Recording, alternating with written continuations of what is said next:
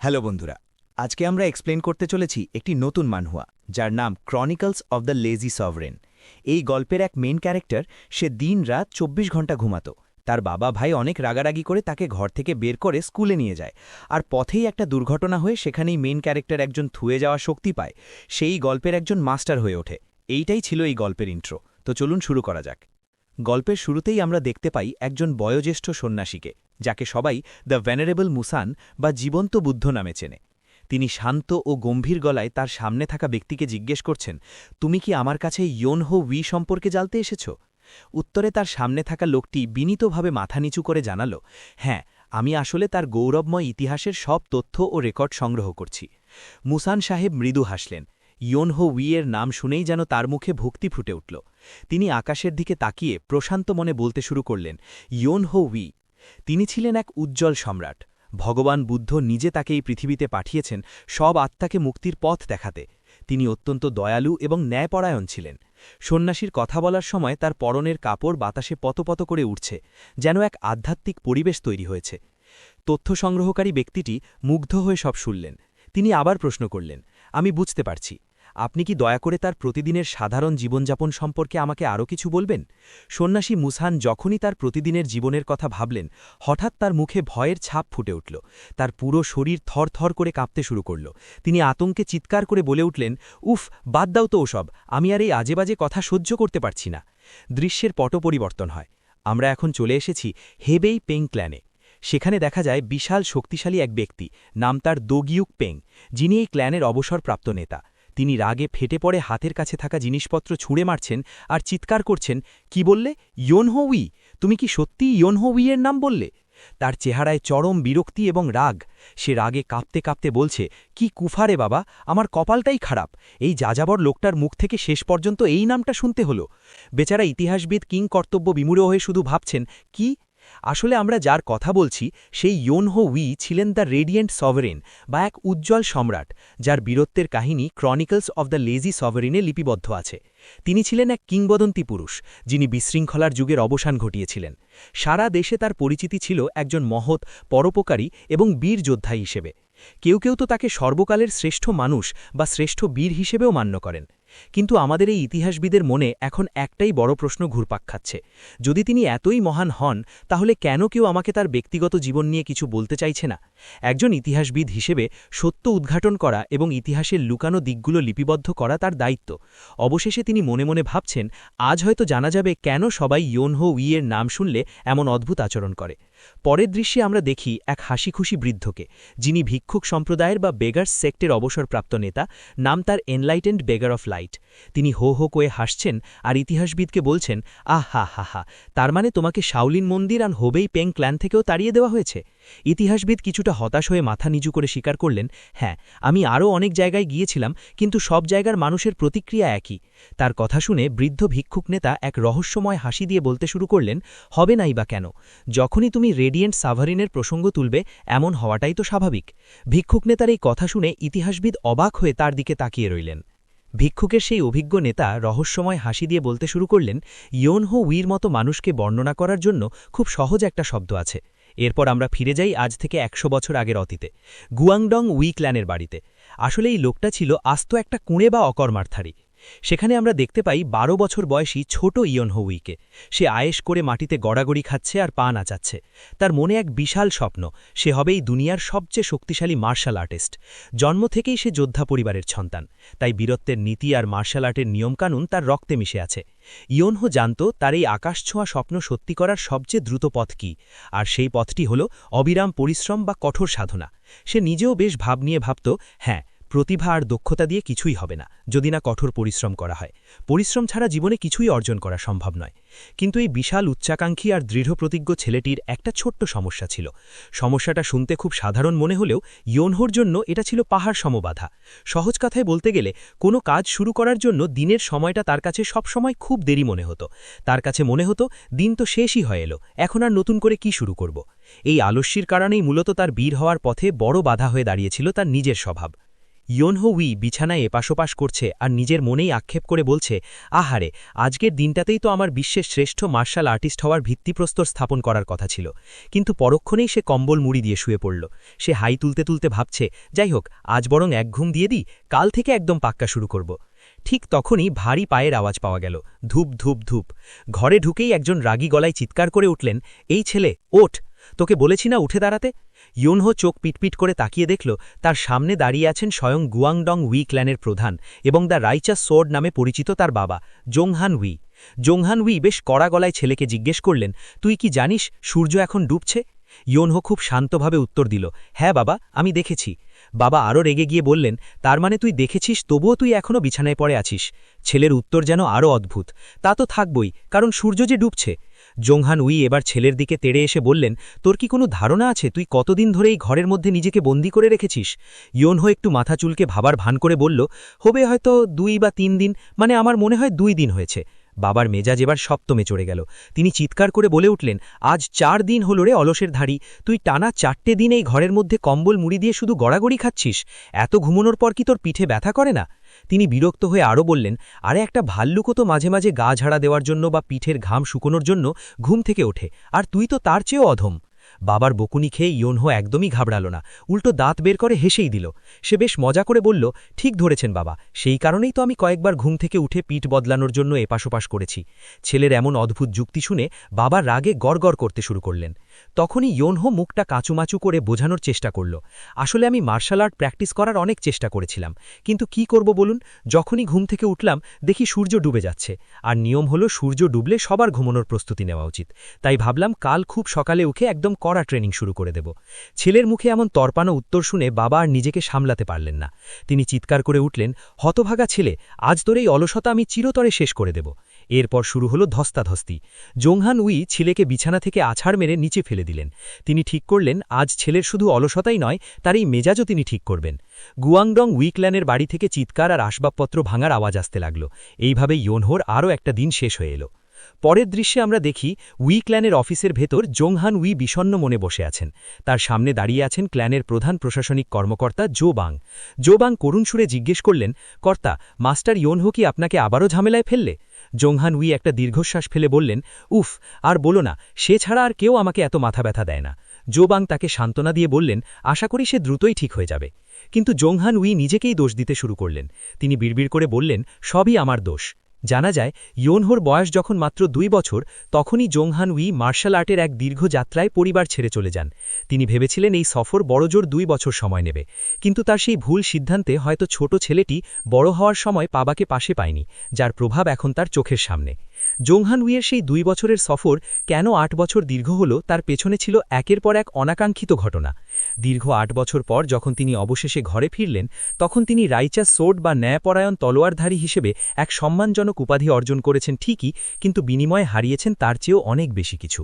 তিনি দেখলেন তার সেই শান্তশিষ্ট নম্র স্ত্রী এখন এক ভয়ঙ্কর বাঘিনীর মতো রাগী হয়ে উঠেছেন, আর তার সেই আদরের ছোট ছেলে ইয়োনহো উই, সে হয়ে উঠেছে এক চরম অলস আর কুড়ে, যাকে চোখে দেখাই এখন কষ্টের কারণ হয়ে দাঁড়িয়েছে। হতাশায় যখন জোংহান উই দীর্ঘশ্বাস ফেলছেন, তখন জোবাং তাকে আশ্বস্ত করে বললেন, চিন্তা করবেন না কর্তা, সবকিছুরই একটা উপায় আছে। জোংহান উই অবাক হয়ে জিজ্ঞেস করলেন, কেমন উপায়? জোবাং রহস্যময় হাসি দিয়ে মনে করিয়ে দিলেন, আপনি কি ভুলে গেছেন সে খুব শীঘ্রই বাড়ি ফিরছে? এক মুহূর্তের জন্য জোংহান উই থমকে গেলেন, তারপর তার চোখ উজ্জ্বল হয়ে উঠল। তিনি বলে উঠলেন, আরে ঠিক তো, একাডেমিতে 3 বছর কাটিয়ে সে অবশেষে বাড়ি ফিরছে। তিনি স্বস্তির হাসি হেসে বললেন, সে নিশ্চয়ই জানবে এখন কি করতে হবে, কারণ সেই একমাত্র ব্যক্তি যাকে ইয়োনহো জমের মতো ভয় পায়। ঠিক সেই মুহূর্তে নিজের ঘরে শুয়ে থাকা ইয়োনহো যেন দেওয়ালের ওপাশ থেকেই অশুভ কিছুর আভাস পেল। ঠিক সেই মুহূর্তে নিজের ঘরে শুয়ে থাকা ইয়োনহো উই হঠাৎ ভয়ে শিউরে উঠল। সে অবাক হয়ে ভাবছে, কি ব্যাপার, হঠাৎ করে আমার শরীরে এমন প্রাপণী দিচ্ছে কেন? মনে হচ্ছে খুব অশুভ কিছু ঘটতে চলেছে। ইয়োনহোর সেই ভয়ের কারণ শেষ পর্যন্ত সামনে এলো। সানহো উই বাড়ি ফিরেছে। সে গুয়াংডং উই ক্ল্যানের বড় ছেলে এবং ইয়োনহোর বড় ভাই। ঘরে ঢুকেই বিছানায় পড়ে থাকা ইয়োনহোকে দেখে সানহো গম্ভীর গলায় প্রশ্ন করল, সানহো, তুই ঠিক কতক্ষণ ধরে ঘুমাচ্ছিস? ইয়োনহো তো ভয়ে তোতলামি শুরু করে দিয়েছে। তুমি কখন ফিরলে? কিন্তু সানহো ছাড়ার পাত্র নয়। সে তীক্ষ্ণ দৃষ্টিতে তাকিয়ে আবার জিজ্ঞেস করল, আমি তোকে একটা প্রশ্ন করেছি। বিপদে পড়ে ইয়োনহো এবার মিথ্যার আশ্রয় নিতে শুরু করল। সে হাত পা নেড়ে বলতে লাগল, সানহো, তুমি যা দেখছো আসলে তা নয়, আমি সত্যি বলছি। আজ খুব ভোরে উঠে আমি অনেক ট্রেনিং করেছি। সেই কঠিন ট্রেনিং করে অনেক ক্লান্ত হয়ে গিয়েছিলাম বলেই একটু ঘুমিয়ে নিয়েছি। প্লিজ আমার কথা বিশ্বাস করো। মনে মনে সে ভাবছে, সর্বনাশ, লোকটা কখন ফিরল। সানহো এক মুহূর্ত ভেবে একটু বাঁকা হেসে বলল, ও, তার মানে তুই ট্রেনিং করছিলি? ইয়োনহো বাঁচার আশায় জোরে জোরে মাথা নেড়ে সাঁয় দিল, হ্যাঁ, একদম। তখনই সানহো তাকে এক কঠিন চ্যালেঞ্জ ছুড়ে দিল। সে ঘরের একটি মোমবাতি দেখিয়ে বলল, ঠিক আছে, তাহলে তোর প্র্যাকটিস করা সেই মুভটা ব্যবহার করে এই মোমবাতিটাকে ঠিক মাঝখান থেকে দুভাগ করে দেখা। ইয়োনহোর তো আকাশ থেকে পড়ার অবস্থা। কি? সানহো অবিচল গলায় বলল, এই ৩ বছরে তুই কতটা উন্নতি করেছিস সেটা আমি দেখতে চাই। কি হলো, শুধু দাঁড়িয়ে থাকবি নাকি শুরু করবি? ইয়োনহো এবার আমতা আমতা করে অজুহাত দিতে শুরু করল, মানে ঘরের ভেতরে তলোয়ার চালানো তো ঠিক না, এটা বেশ বিপজ্জনক। কিন্তু সানহো দম্বার পাত্র নয়। সে সাফ জানিয়ে দিল, যা হবে তার দায়ভার আমার, তুই তোর রণকৌশল দেখানো শুরু কর। ইয়োনহো হঠাৎ বেশ সিরিয়াস হওয়ার ভান করল। সে তার তলোয়ার দিয়ে বাতাসে একটা জোরদার ঘাই মারল, ফুইপ। এরপর খুব জোরে একটা পা ফেলে তলোয়ার দিয়ে সপাটে আঘাত করার ভঙ্গি করল, স্ল্যাশ। সে তার মুভটার নাম দিল হেভেন বাউন্ড ড্র্যাগন স্ট্রাইক, বা স্বর্গের ড্র্যাগন আঘাত। বাতাসে তলোয়ারটা শোঁ শোঁ করে ঘুরে এলো, যেন এক্ষুনি বড় কিছু ঘটে যাবে। সুইশ! চারদিকে একটা অদ্ভুত আভা ছড়িয়ে পড়ল। কিন্তু এত কিছু করার পরেও ইয়োনহো বুঝতে পারল তার এই লোক দেখানো কৌশল বড় ভাইয়ের চোখে ধুলো দেওয়ার জন্য যথেষ্ট নয়। তলোয়ার চালিয়েই সে ভয়ে কুঁকড়ে গেল এবং মনে মনে বলে উঠল, গেল রে, আমি এবার বড়সড় বিপদে পড়ে গেলাম। ইয়োনহোর ব্যর্থ প্রচেষ্টা দেখে সানহো ভীষণ বিরক্ত হল। সে হতাশ হয়ে বলল, ৩টি বছর কেটে গেল। এই দীর্ঘ সময় একটা তলোয়ার চালনার সম্পূর্ণ নতুন কৌশল শেখার জন্য বা নিজের দক্ষতাকে অনেক উন্নত করার জন্য যথেষ্ট ছিল। সে বড় ভাইয়ের মতো শাসন করে ইয়োনহোকে বলল, কিন্তু তুই যেভাবেই হোক ৩ বছর আগে যেমন ছিলি এখন তার চেয়েও খারাপ হয়ে গেছিস। বড় ভাইয়ের এই কঠিন তিরস্কার ইয়োনহোর একদম সহ্য হচ্ছে না। সে মনে মনে ভাবছে, উফ, আমার তো শরীর খারাপ লাগছে, এই ঘটনার পর নির্ঘাত আমার বদহজম হয়ে যাবে। পরের দৃশ্যে আমরা দেখি বড় ছেলে সানহো তার বাবা জংহান উইয়ের সাথে কথা বলছেন। বাবা জংহান পরম স্নেহে জিজ্ঞেস করলেন, একাডেমি তোমার কেমন লাগছে, সব ঠিকঠাক তো? সানহো শান্তভাবে উত্তর দিল, হ্যাঁ বাবা, সব কিছু ঠিক আছে। বাবা আবারও জানতে চাইলেন সেখানে তার কোনো সমস্যা হচ্ছে কিনা। সানহো বেশ পরিপক্কতার সাথে উত্তর দিল, কষ্ট না থাকলে তো সেটাকে প্রকৃত প্রশিক্ষণ বলা যায় না, এগুলো কেবলই কিছু চ্যালেঞ্জ যা আমাকে জয় করতে শিখতে হবে। ছেলের মুখে এমন বুদ্ধিদীপ্ত কথা শুনে জংহান মুগ্ধ হলেন। তিনি মাথা নেড়ে সাই দিয়ে বললেন, কতটা বড় হয়ে গেছ তুমি। আমি যখন বাড়িতে ছিলাম না তখন নিশ্চয়ই তোমাকে অনেক পরিস্থিতির মধ্যে দিয়ে যেতে হয়েছে। সানহো বিনীতভাবে জানালো যে তার কষ্ট বাবার সেই দীর্ঘ সফরের কষ্টের তুলনায় কিছুই নয়। সন্তুষ্ট হয়ে বাবা জিজ্ঞেস করলেন, খুব ভালো, তোমার জন্য কি আমি কিছু করতে পারি? সানহো গম্ভীর হয়ে বলল, আসলে বাবা, হ্যাঁ, একটি বিষয় আছে। যখন জংহান জানতে চাইলেন বিষয়টি কি, সানহো সরাসরি বলল, বিষয়টি ইয়োনহোকে নিয়ে। বড় ভাই সানহোর হঠাৎ গম্ভীর হয়ে ইয়োনহোর নাম নেওয়ায় বাবা জংহান কিছুটা অবাক হয়ে জিজ্ঞেস করলেন, ইয়োনহোর ব্যাপারে কি হয়েছে? নিজের ঘরে থাকা ইয়োনহো যেন দেওয়ালের ওপার থেকেই অশুভ কিছুর আভাস পেল। সে মনে মনে ভয়ে কুকড়ে গিয়ে ভাবল, আমি আবার কি করলাম? সানহো সোজা বাবার চোখের দিকে তাকিয়ে নিজের প্রস্তাবটি দিল, আমি ইয়োনহোকে আমার সাথে একাডেমিতে নিয়ে যেতে চাই। এই একটি সিদ্ধান্তই যেন সব কিছু ওলটকালট করে দিল। আর ঠিক এভাবেই শুরু হয়েছিল সেই ঘটনাপ্রবাহ যার কারণে আজ ভ্যানারেবল মুসান বা ডোগিউক পেংজার মতো বড় বড় যোদ্ধারা ইয়োনহো উইয়ের নাম শুনলেই রাগে দাঁত কিড়মিড় করেন। সেই সময় দাঁড়িয়ে কেউ কল্পনাও করতে পারেননি যে বিছানায় গড়াগড়ি করা এই চরম অলস ছেলেটি একদিন বিশ্ব সেরা মার্শাল আর্ট মাস্টার হয়ে উঠবে। সে এতটাই শক্তিশালী হয়ে উঠবে যে তার ভয়ে পুরো পৃথিবী থরথর করে কাঁপবে। গল্পের শেষে আমরা দেখি একাডেমির সেই কঠিন প্রশিক্ষণের চাপে ইয়োনহো তার বড় ভাইয়ের পেছনে দৌড়াতে দৌড়াতে হাঁপিয়ে উঠেছে। সে করুণ সুরে কাকুতি মিনতি করে বলছে, সানহো, দয়া করে আমরা কি একটু বিরতি নিতে পারি? কিন্তু ইয়োনহোর এই অলস জীবনের অবসান আর বীরত্বের শুরুটা ঠিক এমনই নাটকীয় ছিল। Welcome to my SR Manga Translator. বড় ভাই সানহোর সেই অমোঘ সিদ্ধান্তের পর অলস ইয়নহো উই এক প্রকার বাধ্য হয়েই মার্শাল একাডেমির উদ্দেশ্যে রওনা হল। তার এই হঠাৎ চলে যাওয়াতে উই পরিবারের সবার মন একটু খারাপ। সবচেয়ে বেশি কান্নাকাটি করছে ইয়নহোর ছোট বোন উই সুরিয়ন। সে হাউমাউ করে কেঁদে বলছে, ওয়াহ দাদামণি, তুমি যেও না। কিন্তু অন্যদিকে ইয়নহোর বাবা জংহ্যান উইয়ের মুখে যেন স্বস্তির হাসি। তিনি বেশ উৎফুল্ল মনেই ছেলেকে বিদায় দিচ্ছেন আর বলছেন, ঠিকমতো নিজের যত্ন নিস আর একদম আসল মানুষের মতো তৈরি হয়ে ফিরে আসিস। পরিবারের কেউ কিন্তু তাকে আটকানোর বিন্দুমাত্র চেষ্টা করল না। ইয়নহো ঘোড়ার পিঠে চড়ে হাত নাড়তে নাড়তে সবাইকে বিদায় জানাচ্ছে। বিদায় সবাইকে, কেঁদো না কেউ, আমি আবার ফিরে আসব। সে হাসমুখে বিদায় নিলেও তার ভাই সানহো কিন্তু এখনও গম্ভীর। সে বিরক্ত হয়ে ইয়নহোকে ধমক দিয়ে বলল, হাসা বন্ধ করত।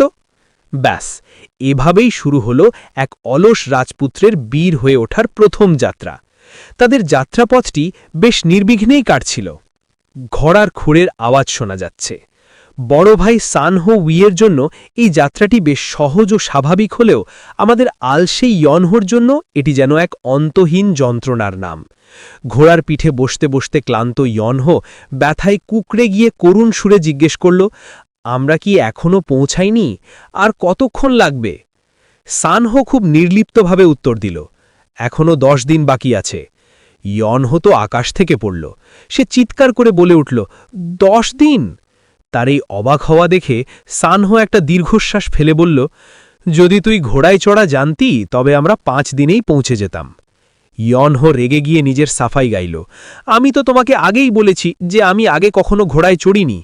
সানহো শান্ত গলায় বলল, আরে আমি তো তোকে দোষ দিচ্ছি না। কিন্তু ইয়নহো মানতে নারাজ। সে মুখটা ভার করে বলল, অবশ্যই তুমি আমাকেই দোষ দিচ্ছ। সানহো আবারও তার স্বভাবসুলভ গাম্ভীর্য নিয়ে বলল, আমি তো শুধু তোর প্রশ্নের উত্তর দিচ্ছিলাম। পাহাড়ের খাড়া রাস্তা দিয়ে চলতে চলতে ইয়নহোর অবস্থা একদম কাহিল।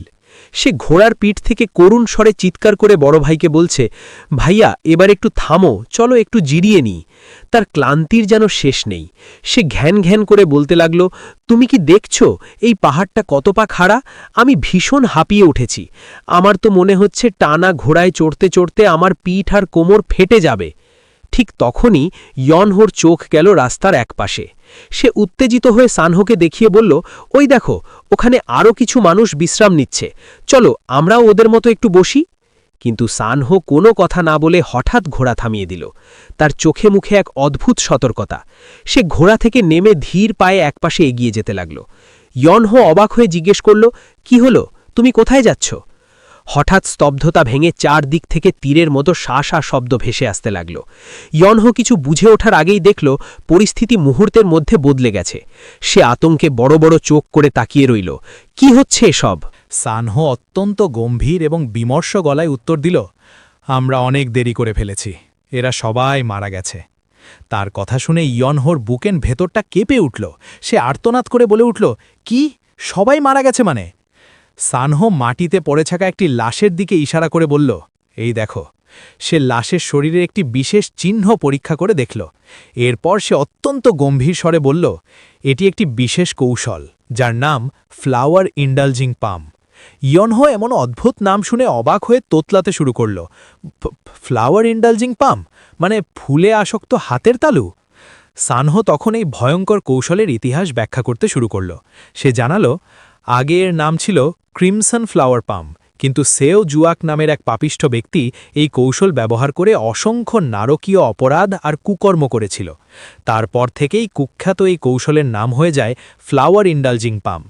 চারদিকের নিস্তব্ধতা আর লাশের সারি দেখে বোঝা যাচ্ছে এই শান্ত বনভূমিতে এক ভয়ঙ্কর খুনি তার চিহ্ন রেখে গেছে।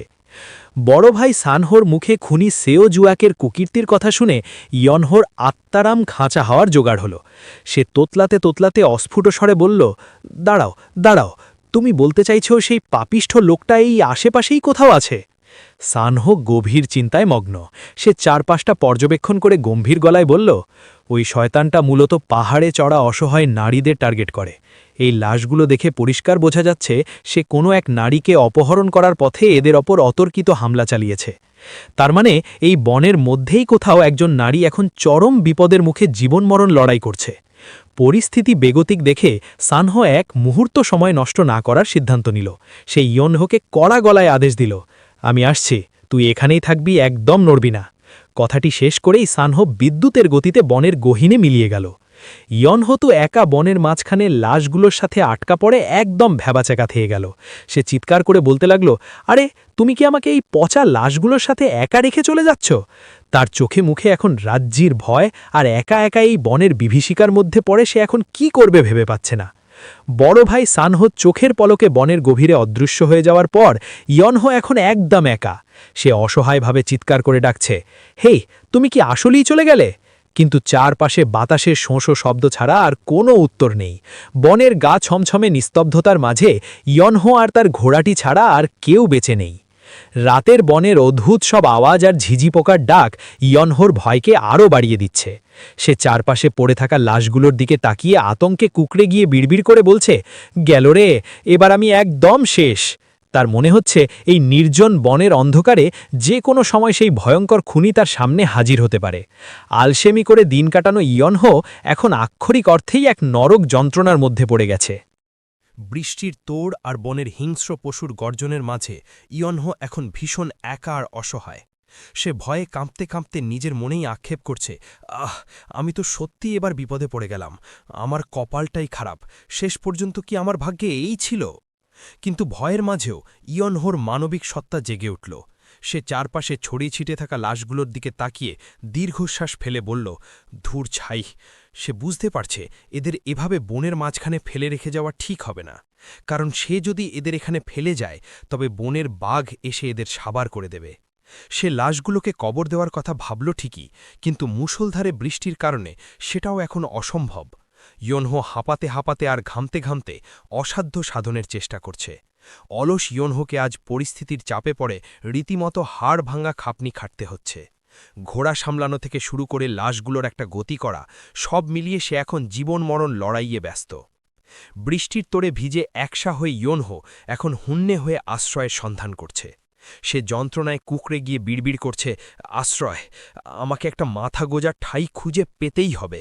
কিন্তু তার এই মহা বিপদে নিজের ঘোড়াটিও যেন তার ওপর খেপেছে। ঘোড়াটি অদ্ভুত সব শব্দ করে অবাধ্যতা শুরু করল, প্রিয়ার, প্রিয়ার। ইয়নহো ঘোড়াটিকে শান্ত করার আপ্রাণ চেষ্টা করছে আর চিৎকার করে বলছে, কেন, কেন এমন করছিস? সে ঘোড়াটির ওপর রীতিমতো বিরক্ত হয়ে গর্জে উঠল, তুই কি আমার কথা শুনতে পাচ্ছিস না? চল বলছি।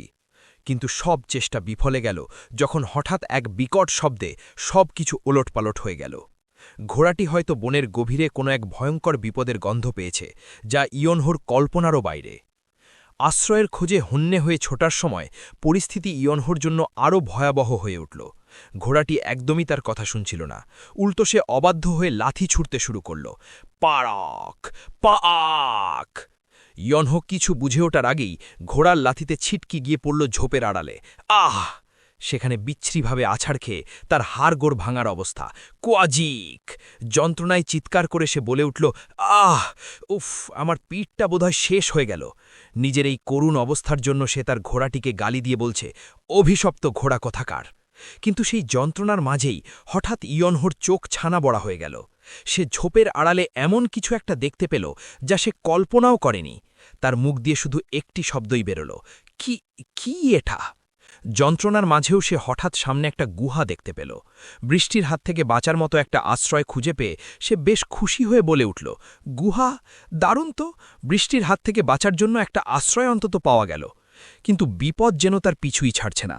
তার সেই অবাধ্য ঘোড়া আর মৃতদেহগুলো নিয়ে সে এক চরম বিশৃঙ্খলার মধ্যে পড়েছে। ঘোড়াগুলো অদ্ভুত সব শব্দ করে তাকে আরও বিরক্ত করে তুলছে। ইয়নহো রেগে গিয়ে সেগুলোকে সামলানোর চেষ্টা করছে আর বলছে, এই তোরা একদম চুপ কর। কিন্তু ঘোড়াগুলোকে বশ করা তো দূরের কথা, সে ওগুলোর গায়ে একটা টোকাও দিতে পারছে না। যন্ত্রণায় কোকিয়ে উঠে ইয়নহো আক্ষেপ করে বলতে লাগল, উফ, কি এক ঝামেলার মধ্যে পড়লাম। এই কারণেই আমি সবসময় বাড়িতে থাকতে পছন্দ করি। অলস ইয়নহোর জন্য এই বাইরের দুনিয়াটা যেন এক যন্ত্রণার পাহাড় হয়ে দাঁড়িয়েছে। গুহার ভেতর আশ্রয় পাওয়ার পর ইয়নহো কিছুটা শান্ত হল। সে গুহার বাইরে একটি চিহ্ন রেখে দিয়েছে, যাতে তার বড় ভাই তাকে সহজেই খুঁজে পায়। বাইরে তখনও মুষলধারে বৃষ্টি পড়ছে। সোয়া! এদিকে বনের প্রতিকূল পরিবেশ আর মানসিক চাপে ক্লান্ত ইয়নহো সবকিছু ভাগ্যের ওপর ছেড়ে দেওয়ার সিদ্ধান্ত নিল। সে সপাটে গুহার মেঝের ওপর শুয়ে পড়ল। বাল্লাডং! তার সেই চিরচেনা অলস সত্তা আবার ফিরে এলো। সে মনে মনে ভাবল, ধুরি ছাই, আমি এখন জাস্ট ঘুমাবো। ঘুমিয়ে পড়ার আগে একবার তার বড় ভাইয়ের কথা মনে পড়ল। সে মনে মনে প্রার্থনা করল, আশা করি ভাইয়ের কোনো বিপদ হয়নি। তবে পরক্ষণেই নিজেকে সান্ত্বনা দিয়ে বলল, না, সে তো অনেক শক্তিশালী, আমি নিশ্চিত সে ঠিকই ফিরে আসবে। কথাটি শেষ করতে না করতেই ইয়নহো গভীর ঘুমে তলিয়ে গেল। বনের বিভীষিকার মাঝে এক অলস রাজপুত্রের নাক ডাকার শব্দে গুহাটি মুখরিত হয়ে উঠল। বাইরে তখনও ভোর হয়েছে, পাখিদের কিচিরমিচির শব্দ শোনা যাচ্ছে, কিন্তু আমাদের অলস ইয়নহো তখনও গভীর ঘুমে তলমান। গুহাটি তার নাক ডাকার শব্দে মুখরিত। বাইরের জগতের কোনো চিন্তাই যেন তার মাথায় নেই। কিন্তু ঠিক সেই মুহূর্তে গুহার শান্ত পরিবেশে এক অদ্ভুত পরিবর্তন দেখা দিল। হঠাৎ একটি রহস্যময় উজ্জ্বল আলো বা স্ফুলিঙ্গ বাতাসের মাঝে জ্বলে উঠল। ইয়নহো যখন অঘরে ঘুমাচ্ছে, তখন সেই রহস্যময় শক্তিটি যেন গুহার ভেতরে কোনো কিছু সন্ধান করছে। বাতাসে একটি শোঁ শোঁ শব্দ শোনা গেল, শুঁ। শব্দটির সাথে সাথেই একটি নীলচে আভা বা আত্মা সদৃশ কিছু একটা গুহার মেঝের ওপর ভেসে বেড়াতে শুরু করল। এটি কি কোনো প্রাচীন শক্তি নাকি কোনো অতৃপ্ত আত্মা? ইয়নহো এখনও কিছুই টের পায়নি। সে তার চিরচেনা ঢঙেই ঘুমাচ্ছে। এই রহস্যময় আলোটি কি ইয়নহোর জীবনের মোড় বদলে দেবে? হঠাৎ ইয়নহোর ঘুম ভেঙে গেল, কিন্তু চোখ মেলেই সে এক অদ্ভুত পরিস্থিতির সম্মুখীন হল। সে অবাক হয়ে চারপাশটা দেখে বিড়বিড় করে বলল, আমি এখন কোথায় আছি? তার মনে হলো যেন গুহার ভেতর সে শুয়েছিল, এই জায়গার ছাদটা যেন তার চেয়ে একদম আলাদা। বিভ্রান্ত ইয়নহো ভাবল, জায়গাটা দেখতে তো সেই গুহার মতোই লাগছে যেখানে আমি ছিলাম। তবে কি আমি ঘুমের ঘোরে কোনোভাবে গুহার আরও গভীরে গড়িয়ে চলে এসেছি? ঠিক সেই মুহূর্তে ঘুটঘুটে অন্ধকারের ভেতর থেকে এক গম্ভীর এবং অতিপ্রাকৃত কণ্ঠস্বর ভেসে এল, ভাগ্যাহত মানব। জনমানবহীন গুহার ভেতর এমন অশরীরী আওয়াজ শুনে ইয়নহোর কলিজা শুকিয়ে গেল। সে ভয়ে এক বিশাল চিৎকার দিয়ে লাফিয়ে উঠল, হিয়া! যে অলস ইয়নহো এতক্ষণ নিশ্চিন্তে ঘুমাচ্ছিল, সে এখন এক অজানা রহস্য আর আতঙ্কের মুখোমুখি। গুহার গভীর অন্ধকারে সেই কণ্ঠস্বর শুনে ইয়নহো ভয়ে আছাড় খেয়ে পড়ল। সে যখন কাঁপতে কাঁপতে নিজেকে সামলানোর চেষ্টা করছে, ঠিক তখনই সেই রহস্যময় কণ্ঠস্বরটি আবার গমগম করে উঠল। সেই উজ্জ্বল আলোকপিণ্ড থেকে শব্দ ভেসে এল, ভাগ্যের এই লীলাভূমিতে তোমাকে স্বাগতম, আমার রেডিয়েন্ট সোর্ডের যোগ্য উত্তরসূরি। ইয়নহো ভয়ে নীল হয়ে গেলেও তার কৌতূহল দমে গেল না।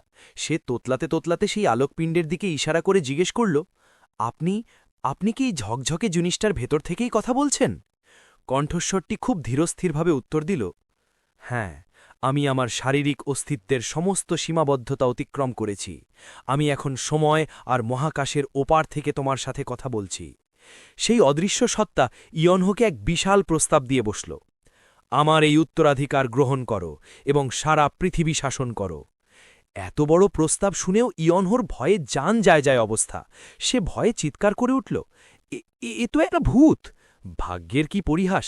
যে ছেলেটি সারাদিন আলসেমি করে কাটাতে চাইত, তাকেই এক অশিরোরী আত্মা এখন সারা বিশ্বের অধিপতি হওয়ার আহ্বান জানাচ্ছে। ইয়নহোর ভীতি দেখে সেই অদৃশ্য সত্তা তাকে আশ্বস্ত করে বলল, ভয় পেও না, আমি অনেক আগেই মারা গেছি। এখানে শুধু আমার ইচ্ছাশক্তি অবশিষ্ট রয়েছে। সেই কণ্ঠস্বরটি আরও জানাল যে সে এই সবকিছু প্রস্তুত করে রেখেছে এমন একজনের জন্য যে তার পরে এখানে পৌঁছবে। তাই সে ইয়নহোকে কোনো দ্বিধা ছাড়াই তার এই উত্তরাধিকার গ্রহণ করার আদেশ দিল। ইয়নহো হঠাৎ থেমে গিয়ে গভীর চিন্তায় পড়ে গেল। তার মনে হল এই পরিস্থিতিটা যেন খুব চেনা চেনা। সে মনে মনে মেলাতে লাগল, জনমানবহীন এক গুহা, আর সেখানে এক বৃদ্ধের অশিরোরী আত্মা বা ইচ্ছাশক্তি। মুহূর্তের মধ্যে ইয়নহোর ভয় কেটে গিয়ে মুখে এক চওড়া হাসি ফুটে উঠল। সে উত্তেজনায় ফেটে পড়ে ভাবল, আরে, এটা তো সেই গল্পের মতো একটা ফেটফুল চান্স বা ভাগ্যের মোড় ঘুরিয়ে দেওয়া সুযোগ। যে ছেলেটি একটু আগে ভূতের ভয়ে কাঁপছিল, সে এখন এই অলৌকিক সুযোগ পেয়ে আনন্দে আত্মহারা। ভাগ্যের এই অদ্ভুত খেলায় ইয়নহো এখন কি করবে?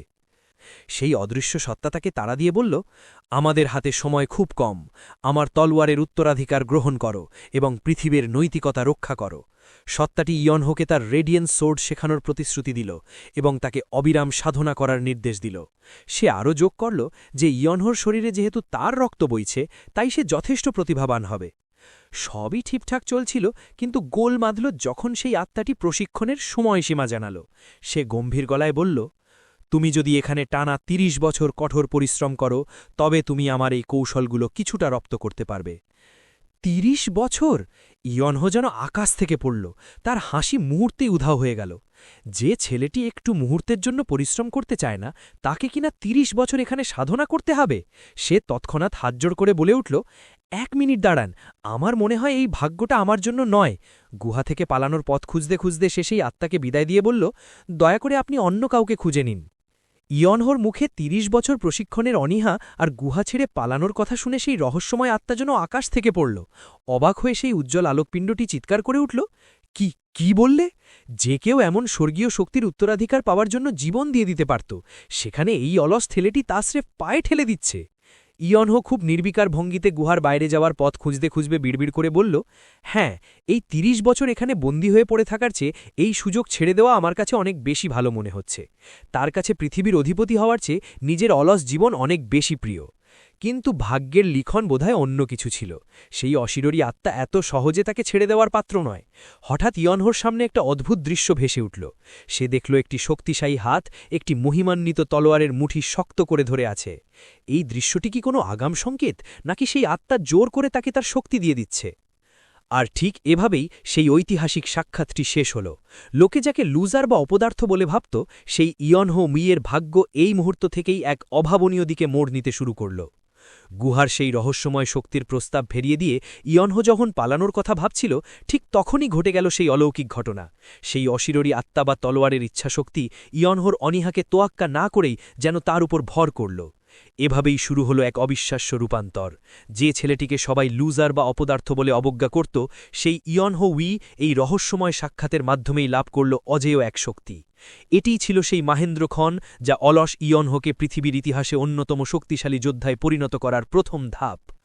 সাবস্ক্রাইব, লাইক এবং কমেন্ট করতে ভুলবেন না কিন্তু। কারেন্টের অনেক বেশি সমস্যা কারণে ভিডিও বানাতে সময় লাগছে। আমার চ্যানেলের অ্যানালাইজ দেখুন, এখানে সাবস্ক্রাইবার যারা করে নাই তাদের সংখ্যাই এখানে অনেক বেশি, 53%, আর যারা সাবস্ক্রাইব করছে তাদের সংখ্যা 46%। দয়া করে যারা শুধু ভিডিও দেখেন তারা সাবস্ক্রাইব করবেন, আর যদি আপনার কাছে কোনো নতুন গল্প থাকে তার নাম লিখে দেবেন, আমি এক্সপ্লেন করে দেব। গুহার সেই রহস্যময় সত্তার কাছ থেকে ৩০ বছরের প্রশিক্ষণের কথা শুনে ইয়নহো সেখান থেকে পালানোর জন্য মরিয়া হয়ে উঠল। সে কোনো মতে গুহা থেকে বের হতে হতে চিৎকার করে বলল, বিদায়, আমাদের মধ্যে কোনো ভালো সম্পর্ক হওয়া সম্ভব নয়, আপনি দয়া করে অন্য কাউকে খুঁজে নিন।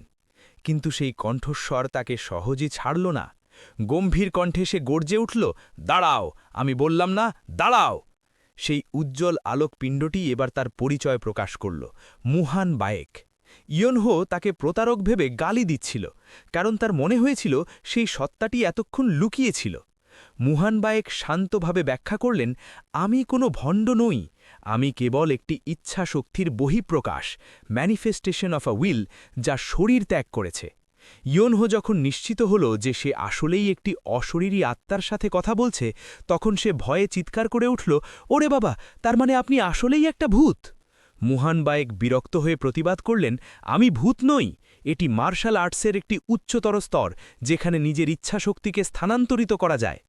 গুহার ভেতর সেই রহস্যময় সত্তার পরিচয় জেনে ইয়নহোর তো চক্ষুচড়ক গাছ।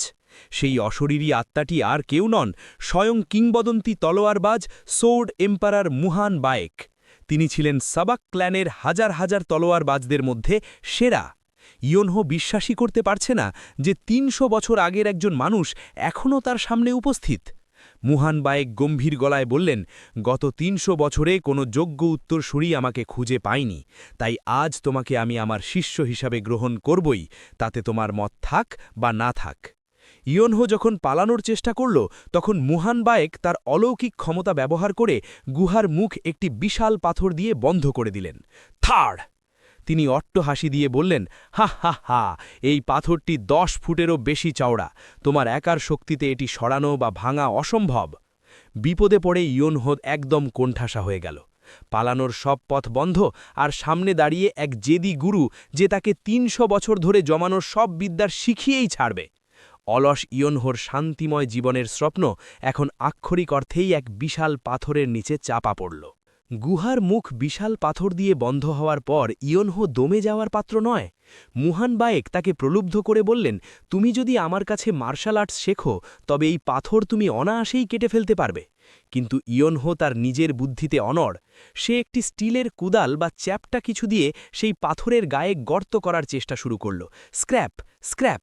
সে অবজ্ঞা ভরে বলল, আমি 1 বা 2 বছরের মধ্যেই এই পাথরের মাঝখানে হামাগুড়ি দিয়ে বের হওয়ার মতো গর্ত করে ফেলব। ইয়নহোর এমন পাগলামো দেখে মুহান বায়েক তো অবাক। তিনি বললেন, তুমি কি সত্যি বছরের পর বছর এই কাজ করার পরিকল্পনা করছো? ইয়নহো পাল্টা যুক্তি দিয়ে বলল, 30 বছর আপনার সাথে বন্দী থাকার চেয়ে 2-1 বছর গর্ত করা অনেক ভালো। এরপর শুরু হলো গুরু শিষ্যের মধ্যে এক আজব দর কষাকষি। ইয়নহো দাবি করল সে 3 বছরে সব কিছু শিখে ফেলবে। মুহান বায়েক রেগে গিয়ে বললেন, আমার কৌশল শিখতে 3 বছর? স্বয়ং জাং সানফেং জীবিত হয়ে ফিরে এলেও তা পারতেন না। ইয়নহো যখন আবারও হাল ছেড়ে দেওয়ার ভান করল, তখন মুহান বায়েক মরিয়া হয়ে সময় কমিয়ে বললেন, 5 বছর, ঠিক আছে 5 বছর। অলস ইয়নহোর জেদের কাছে শেষ পর্যন্ত কিংবদন্তি সোর্ড এম্পারারকেও নতি স্বীকার করতে হল। ইয়নহো শেষ পর্যন্ত মনে মনে রাজি হল। সে ভাবল, হয়তো এই কৌশলটা শিখলে আমি সত্যি শক্তিশালী হতে পারব, যেমনটা এই লোক দাবি করছে।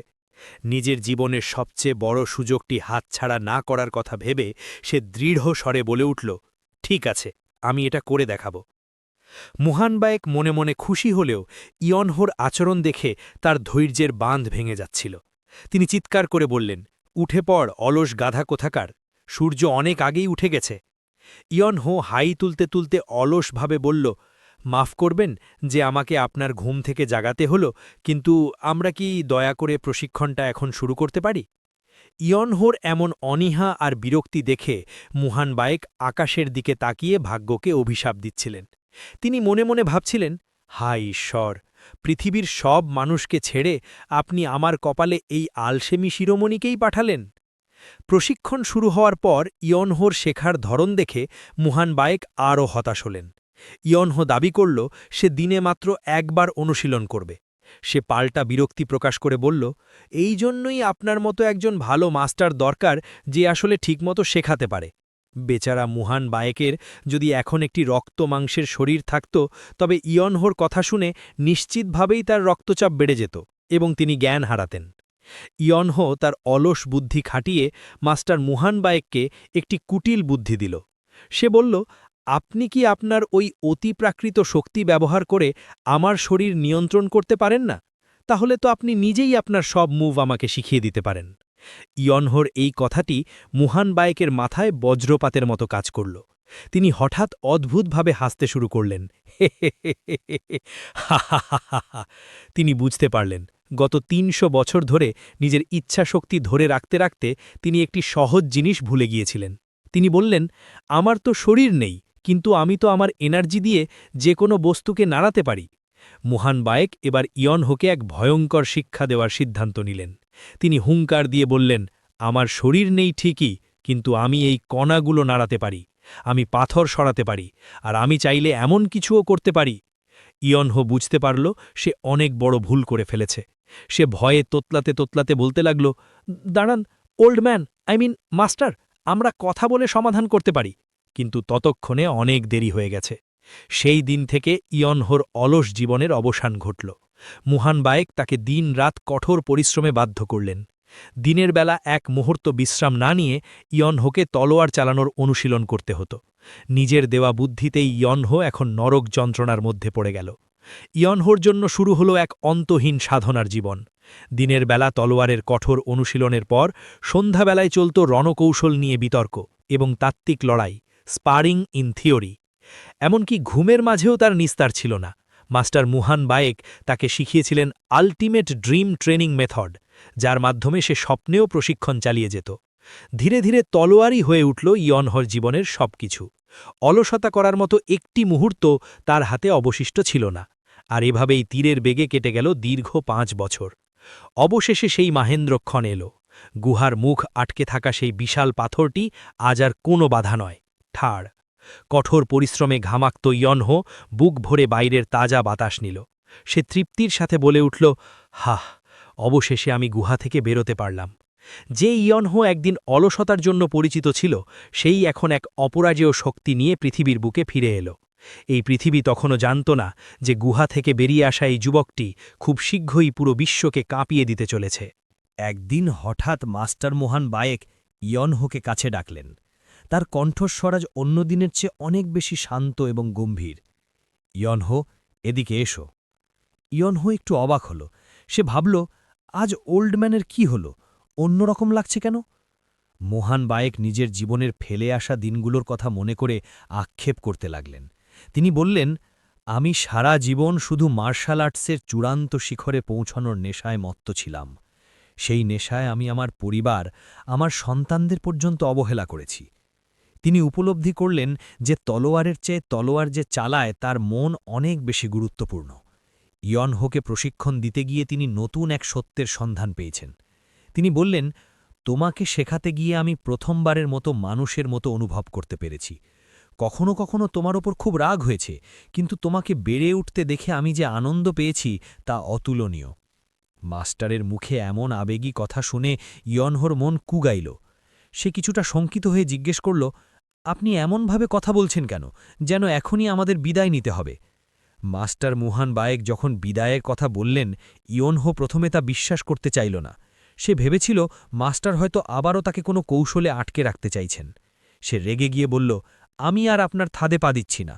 আপনিই তো বলেছিলেন 5 বছর হয়েছে, তার মানে আপনার আরও 25 বছর টিকে থাকার কথা। কিন্তু এবার মাস্টার কোনো মজা করছিলেন না। তার সময় ফুলিয়ে এসেছে। তিনি অত্যন্ত ভারাক্রান্ত মনে বললেন, দুর্ভাগ্যবশত আমার অস্তিত্ব আর টিকে থাকা সম্ভব নয়। ইয়নহো তাকে জড়িয়ে ধরে বলতে চাইল, কেন তিনি আগে জানাননি? জানালে সে খাবার বা প্রয়োজনীয় জিনিসের ব্যবস্থা করত। মাস্টার ম্লান হেসে বললেন, আমি জানি তুমি বাইরে গেলে আর এই গুহায় ফিরে আসতে না। বিদায়ের আগে মাস্টার তার শিষ্যকে জীবনের শেষ শিক্ষা দিয়ে গেলেন।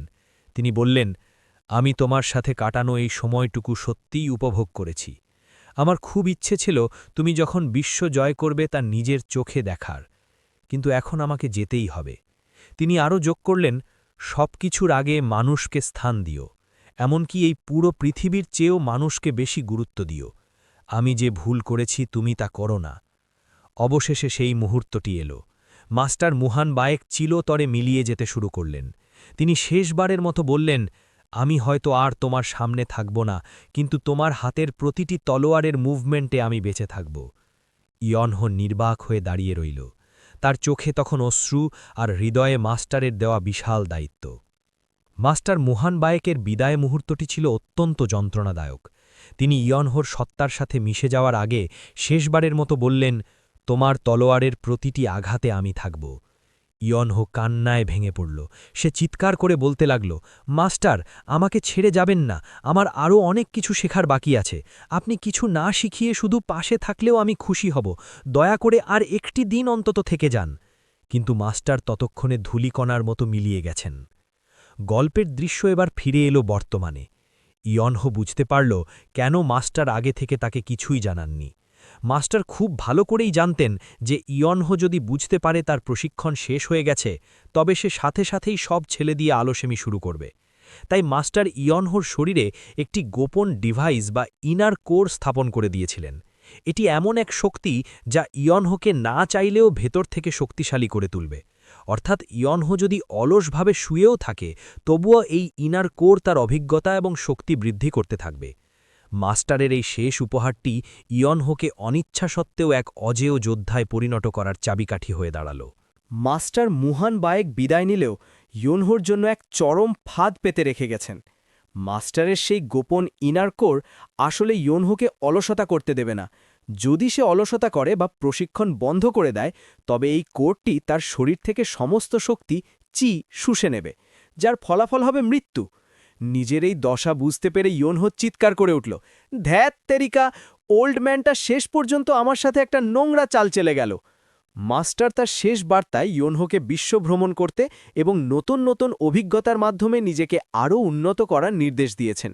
তিনি চান না ইয়নহো বাড়িতে ফিরে গিয়ে আবার সেই পুরনো অলস জীবনে ডুবে থাকুক।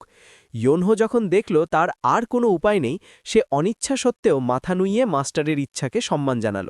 সে বিড়বিড় করে বলল, চিন্তা করবেন না মাস্টার, আমি নিশ্চিতভাবেই বাড়ি ফিরব, তবে আপনার দেওয়া এই ঝামেলাগুলো মিটিয়ে নেওয়ার পর। এদিকে আকাশের ওপার থেকে মাস্টারের অশরীরী আত্মা অট্টহাসি দিচ্ছে। মুয়াহাহা, তুমি ঠিকই আমার জালে ফেসে গেছো। আমি তোমাকে ঘরের কোণে বসে দিন কাটাতে দেব না। তোমার মতো প্রতিভাকে নষ্ট হতে দেওয়া পাপ। এভাবেই এক অলস রাজপুত্র, যে কিনা এক মুহূর্তের জন্য পরিশ্রম করতে চাইত না, সে আজ বাধ্য হয়েই পুরো বিশ্ব কাঁপাতে বেরিয়ে পড়ল। মাস্টার মুহান বায়েকের আশীর্বাদ নিয়ে ইয়োনহো যখন গুহা থেকে বের হল, তখন তার চারপাশে বুনো ফুলের সুবাস ছড়িয়ে পড়ল। কিন্তু গুহার ভেতর দীর্ঘ 5 বছর অযত্নে থাকায় তার চেহারা আর রাজপুত্রের মতো নেই। কিছু সময় পর সে কাইফেং শহরে পৌঁছল।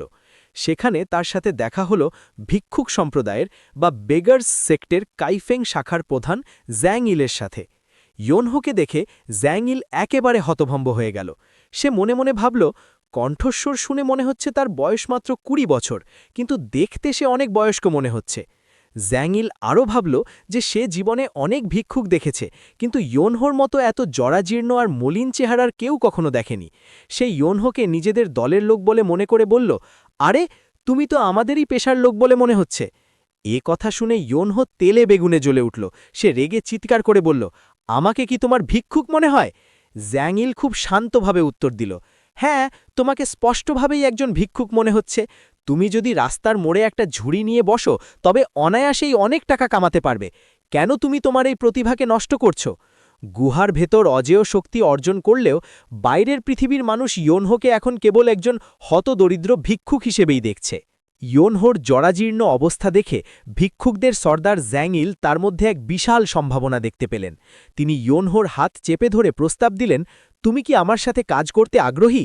ইয়োনহো অবাক হয়ে জিজ্ঞেস করল, কি ধরনের কাজ? ব্যাস, শুরু হয়ে গেল ইয়োনহোর নতুন এক পেশা। কয়েক ঘন্টার মধ্যেই ইয়োনহো তার নতুন পেশা কাজে লাগিয়ে ভিক্ষুকদের পুরো শাখার 6 মাসের খরচ একাই জোগাড় করে ফেলল। জ্যাংইল তো আনন্দে আত্মহারা। সে ইয়োনহোকে ধনের দেবতা আর প্রতিভাবান ভিক্ষুক বলে ডাকতে শুরু করল। কিন্তু ইয়োনহো এখানে শুধু ভিক্ষা করতে আসেনি, সে জ্যাংইলের কাছে কিছু গুরুত্বপূর্ণ তথ্য চাইল। বিখ্যাত সব কামারদের লিস্ট, তাদের ঠিকানা এবং তাদের বিশেষ দক্ষতা। জ্যাংইল অবাক হয়ে জিজ্ঞেস করল, আবারও, তোমার কি সত্যিই এইসব তথ্যের প্রয়োজন আছে? ইয়োনহো 7 দিন পর ফিরে আসার কথা বলে সেখান থেকে বিদায় নিল। এদিকে ইয়োনহোকে নিয়ে জ্যাংইল খুব দ্রুতই নিজের ভুলের মাসুল দিতে শুরু করলেন। ভিক্ষুক সম্প্রদায়ের অন্য সদস্যরা হন্তদন্ত হয়ে এসে খবর দিল, লিডার, আমরা বড় বিপদে পড়েছি। ইয়োনহো যদি না থামে, তাহলে পুরো ভিক্ষুক সম্প্রদায় না খেয়ে মারা যাবে, কারণ ইয়োনহো ভিক্ষুক হিসেবে এত বেশি দক্ষ হয়ে উঠেছে যে আসল ভিক্ষুকরা আর কিছুই পাচ্ছে না। ইয়োনহো যখন তার নোংরা চেহারা নিয়ে রাস্তায় দাঁড়ালো, মানুষ দলে দলে এসে তাকে টাকা দিতে লাগল। ক্লিঙ্ক! জ্যাংইল অবাক হয়ে তাকিয়ে দেখল আর ভাবল, আসলে একজন সত্যিকারের ভিক্ষুক দেখতে ঠিক এমনই হওয়া উচিত। ইয়োনহোর জরাজীর্ণ অবস্থা দেখে মানুষের মনে দয়ার উদ্রেক হওয়াটাই স্বাভাবিক ছিল। সে যখন রাস্তার মোড়ে গিয়ে দাঁড়াল, পথচারীরা তার দিকে তাকাতেই আটকে উঠছিল। তাদের মনে হচ্ছিল, আহা, বেচারা বোধহয় কতদিন ধরে না খেয়ে আছে। চারপাশ থেকে সাহায্যের হাত বাড়িয়ে দিল সবাই। টুপটাপ করে তার ঝুড়িতে টাকা জমা হতে লাগল। ক্লিঙ্ক ক্লিঙ্ক! অথচ সে কিন্তু কিছুই করেনি, শুধু নিজের সেই মলিন চেহারা নিয়ে ঠাই দাঁড়িয়েছিল। নিজের ঝুড়ির দিকে তাকিয়ে সে নিজেই অবাক যে টাকা উপার্জনের জন্য মানুষ দিন রাত হাড় ভাঙা খাটুনি খাটে, ইয়োনহো দেখল সেটা তার জন্য কত সহজ। সে মনে মনে এক চিলতে হাসি নিয়ে ভাবল, আরে, টাকা কামানো তো দেখি ডাল ভাত, সরব দাঁড়িয়ে থাকলেই কাজ হয়ে যাচ্ছে। অলস ইয়োনহো যেন তার জীবনের সবচেয়ে প্রিয় এবং সহজ এক পেশাটি খুঁজে পেল। ইয়োনহোর ভিক্ষুক প্রতিভা কাইফিং শহরের ভিক্ষুকদের জন্য কাল হয়ে দাঁড়াল। সে কোনো কাজ না করেই আয়েশ করে বসে থাকে, আর তাকে সেবা করার জন্য স্বয়ং ভিক্ষুক সর্দার জাংইল তটস্থ থাকেন। ইয়োনহো হাই তুলতে তুলতে অলসভাবে বলল, উয়াহ, আমার খুব তেষ্টা পেয়েছে। জাংইল চিৎকার করে তার চেলাদের নির্দেশ দিলেন, জলদি ওর জন্য জল নিয়ে এসো। খবরদার, সাধারণ জল নয়, পাহাড়ের ঝর্ণা থেকে পরিষ্কার পাত্রে করে জল নিয়ে আসবে। জাংইল নিজের কপাল চাপড়ে ভাবলেন, আমি তো কাইফেং শাখার লিডার, অথচ আমাকে এই ছেলের সেবা করতে হচ্ছে। ও যদি তাড়াতাড়ি এখান থেকে না যায়, তবে আমরা সবাই না খেয়ে মরব। ঠিক তখনই একজন ভিক্ষুক হন্তদন্ত হয়ে খবর নিয়ে এলো, লিডার, আপনি যে তথ্যে চেয়েছিলেন তা পাওয়া গেছে। জাংইল যেন হাঁপ ছেড়ে বাঁচলেন। তিনি মনে মনে বললেন, এই আপদটাকে বিদায় করার সময় এসেছে। ও আমাদের পুরো ব্যবসা লাটে তুলে দিচ্ছে। জাংইল ইয়নহোর দিকে তাকিয়ে খুশিতে গদগদ হয়ে বললেন, তোমার কাঙ্ক্ষিত কামারদের তালিকা চলে এসেছে। এই নাও তোমার তথ্য, এবার দয়া করে আমাদের ওপর রহম করো। কাইফিং শহরের তথ্য আদান প্রদানের প্রধান কেন্দ্র হাউসেক্ট। সেখানেই জাংইল ইয়নহোকে নিয়ে হাজির হলেন। তাদের সামনে আবির্ভূত হলেন এক রহস্যময়ী নারী, নাংনাং গুই, যিনি এই শাখার প্রধান এবং যার ছদ্মনাম হল ফক্সহাউন্ড। নাংনাঙ্গুই ইয়নহোর জরাজীর্ণ পোশাক দেখে তাচ্ছিল্যের হাসি দিয়ে জাংইলকে বললেন, ভিক্ষুকদের লিডার কেন আজ তথ্যের জন্য আমার কাছে এসেছে, আর সাথে করে এই নোংরা ভিক্ষুকটাকে কেন নিয়ে এসেছ?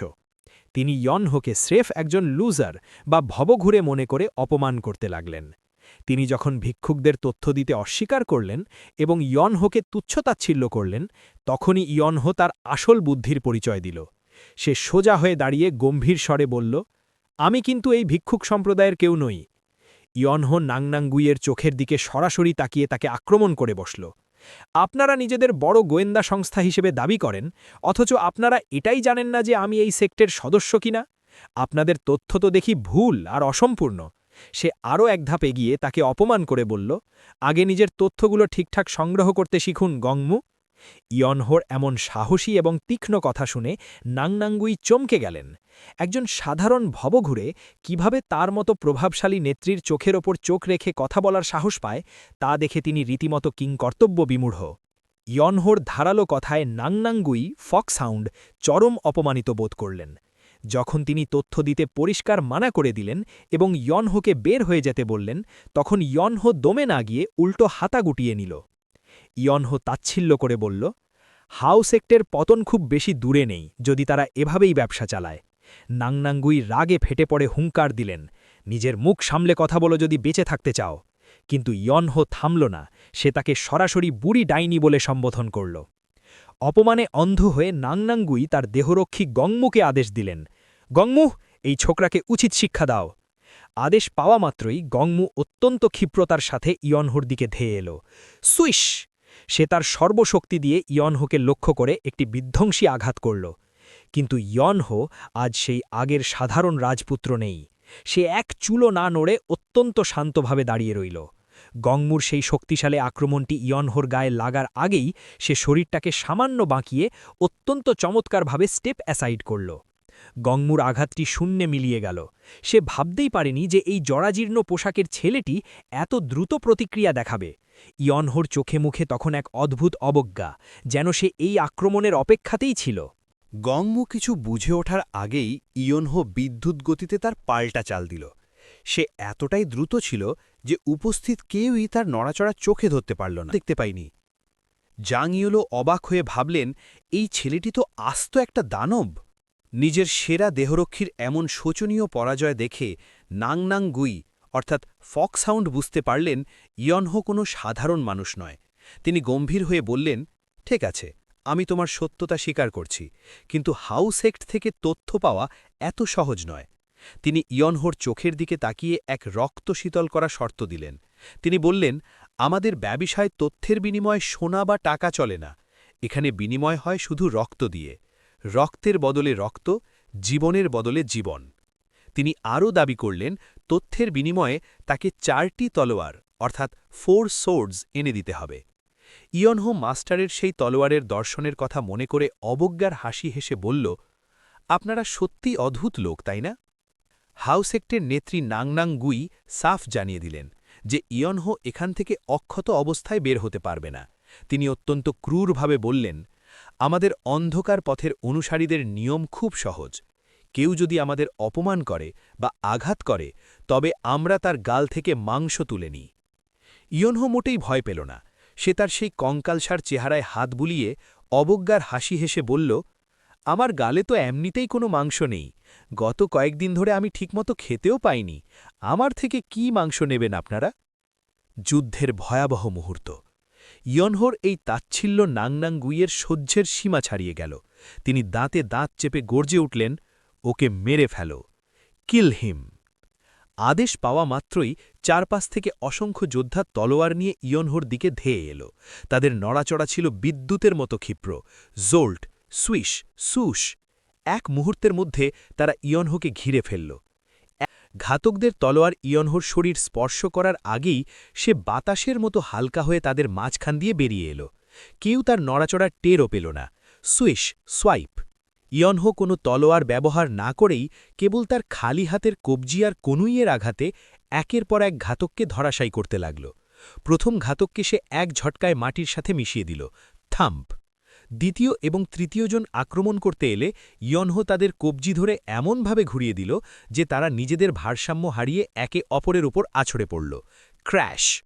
মাত্র কয়েক পলকের ব্যবধানে পুরো ঘর রণক্ষেত্রে পরিণত হল। ধুলোবালি থামার পর দেখা গেল ইয়নহো একদম শান্তভাবে দাঁড়িয়ে আছে, আর তার পায়ের কাছে পড়ে আছে হাউসেক্টের তথাকথিত অপরাজেয় বাহিনী। সে শীতল চোখে নাংনাং গুইয়ের দিকে তাকিয়ে কড়া গলায় ঘোষণা করল, কেউ নড়বে না, নোবডি মুভ। সে অত্যন্ত গম্ভীরভাবে আরও যোগ করল, আমি এখন কাউকে মারতে চাই না। ইয়নহোর এই শান্ত কিন্তু ভয়ঙ্কর রূপ দেখে নাংনাংগুই এবং গংমু দুজনেই বুঝতে পারলেন তারা আজ এমন একজনের সাথে পাঙ্গা নিয়েছেন যার শক্তি তাদের ধারণারও বাইরে। ইয়নহোর অকল্পনীয় গতির কাছে পরাস্ত হয়ে হাউসেক্টের ঘাতকেরা মেঝেতে নিথর হয়ে পড়ে আছে। ইয়নহো অত্যন্ত শান্ত গলায় ঘোষণা করল যে সে এখনই কাউকে মারতে চায় না, তবে তার চোখে মুখে এক অদ্ভুত কাঠিন্য। সে মনে মনে তার মাস্টারের সেই অমোঘ শিক্ষার কথা ভাবল, যারা একবার আক্রমণ করেছে তাদের কোনো লুজ এন্ড বা আলগা সুতো রাখা বিপজ্জনক। ইয়নহো ব্যক্তিগতভাবেই রক্তারক্তি পছন্দ না করলেও পরিস্থিতি তাকে সেদিকেই ঠেলে দিচ্ছে। নাংনাংগুই ইয়নহোর এই বিধ্বংসী মেজাজ দেখে শিউরে উঠলেন। তিনি বুঝতে পারলেন এক মুহূর্তের ভুল সিদ্ধান্তে আজ কাইফেং শহরের পুরো হাউসেক্ট শাখাটি মাটির সাথে মিশে যেতে পারে। ঠিক সেই মুহূর্তে জাং ইল এগিয়ে এসে সেই রহস্যময় কাগজটি নাংনাংগুইয়ের সামনে ধরলেন।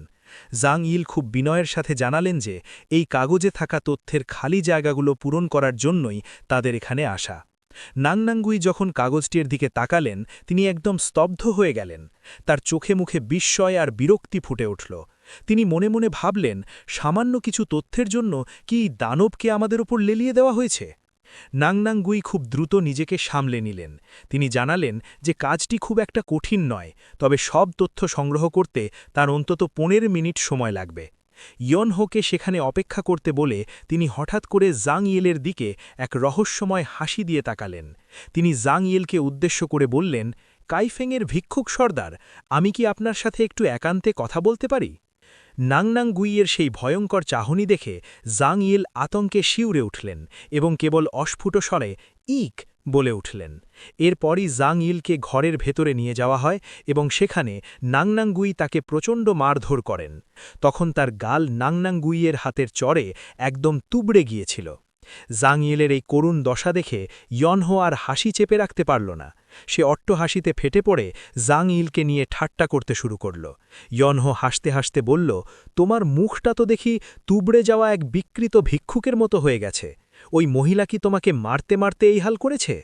ইয়নহো হাসতে হাসতে তাকে প্রশ্ন করল, ভিক্ষুক সম্প্রদায় তো দেখি আসলে কিছুই না, হাউসেক্টের এক মহিলার কাছে মার খেয়ে তোমার এই দশা? জাং ইল যন্ত্রণায় মুখ কুঁচকে এবং বিরক্তির সাথে উত্তর দিলেন, তুমি কি জানো ওই মহিলা কে? তিনি হলেন হাউসেক্টের প্রধানের মেয়ে।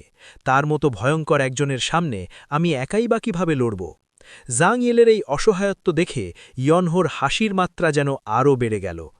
অবশেষে নাংনাংগুই তার দেওয়া প্রতিশ্রুতি রাখলেন।